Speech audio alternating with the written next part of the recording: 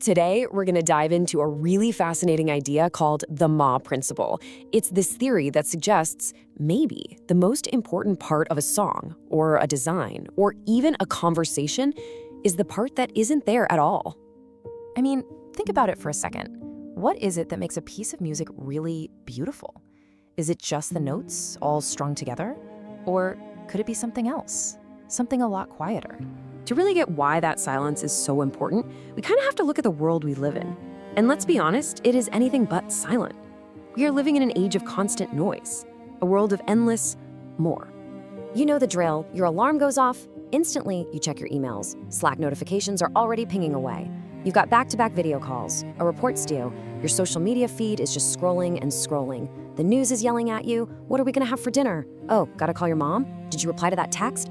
It's just a non-stop barrage from the second you wake up. And you know what's wild?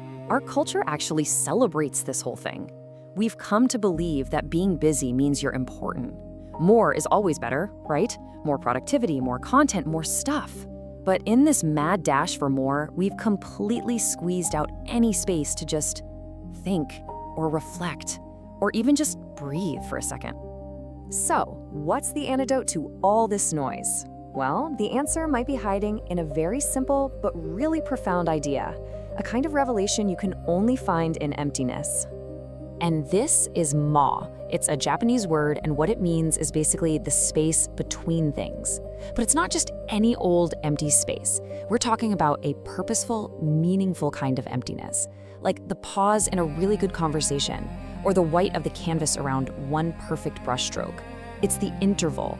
Now, this really requires a little shift in how we see things. Ma teaches us that this emptiness, it isn't a void. It isn't an absence of something. It is something. It's a presence all on its own, a really powerful element that gives shape and meaning to everything else around it. And what's so cool is that once you start looking for Ma, you realize it's absolutely everywhere. It's a basic principle in art, in communication, and even in how we connect with each other. So this brings us right back to where we started. Mozart, he totally got it. The music isn't just the notes. It's the rests, the pauses, the quiet moments. That's where the rhythm and the tension and all the emotion comes from. Without that silence, it would all just be noise. Okay, look at the difference here. On the left, you've got the super cluttered website. Your eye just bounces all over the place, right? It's overwhelming. Now look at the right. It's the exact same content, but there's a ton of white space, there's mache, and all of a sudden, it's clear, it's elegant. You know exactly where to look. The space itself makes the important stuff stand out.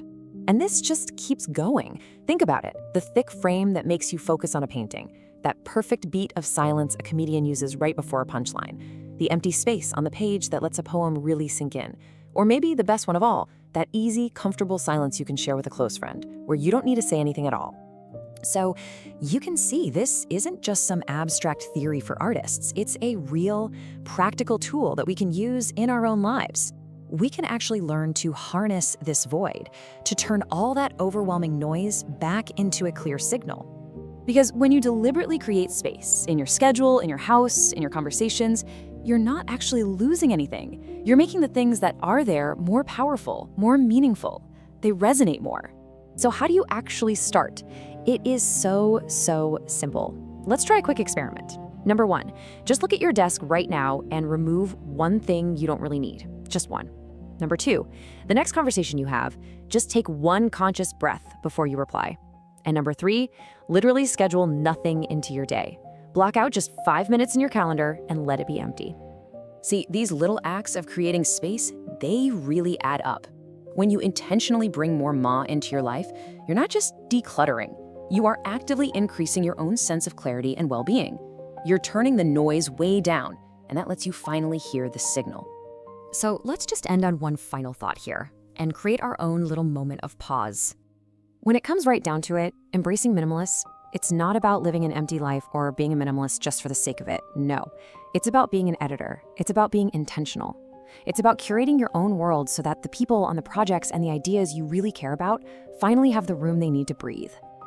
So, I'll just leave you with this question.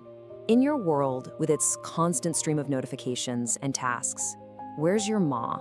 Where can you carve out just one small pocket of purposeful space, a moment of meaningful silence? Because that's where the magic really happens.